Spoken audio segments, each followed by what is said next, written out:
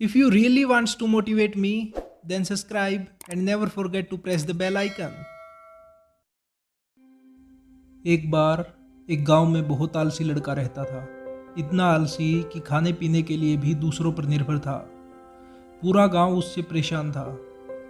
एक दिन उसे भूख लगी तो फल चुराने के लिए खेत में घुस गया। जैसे ही फल तोड़ने लगा, किसान आ गया। किसान को देखते ही लड़का वहां से भाग गया और पास के जंगल में पेड़ पर छिपकर बैठ गया।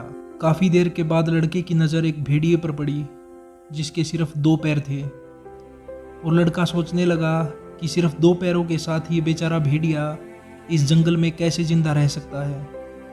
तभी एक शेर आया जिसके मुंह में मांस का टुकड़ा था। शेर ने मांस का टुकड़ा भेड़िए के पास रखा और भेड़िए ने मांस खा लिया। लड़का सब कुछ पेड़ के ऊपर बैठा देख रहा था और सोचने लगा कि भगवान अपने बनाए सभी क्रिएचर्स का ख्याल रखता है और उनकी मदद के लिए किसी न किसी को तो भेजता ही है।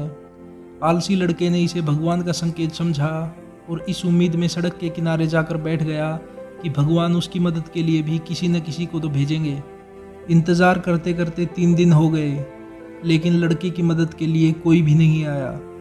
भूख से हालत खराब होने लगी। तभी एक दिन एक साधु वहाँ से गुजर रहा था।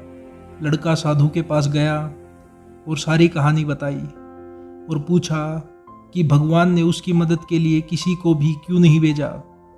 साधु मुस्कुराया और कहा कि बच्चे, शायद तुमने भगवान के संकेत को गलत समझ लिया है। भगवान तुम्हें उस लाचार भेड़िए के रूप में नहीं, भगवान तुम्हें उस ताकतवर शेर के रूप में देखना चाहते हैं जो अपनी हर एक ज़रूरत का शिकार करे, जो दूसरों पर निर्भर ना हो, जो अपनी ज़रूरतों को खुद पूरा करे। आप भी अपनी ज़िंदगी में शेर बनो और अपने सपनों का शिकार करो, और जब तक वो पा ना लो जो आप पाना चाहते हो, तब तक रुको मत। कभी भी किसी दूसरे इंसान पर निर्भर मत रहो कि वो आएगा और आपकी ज़िंदगी को बदल देगा।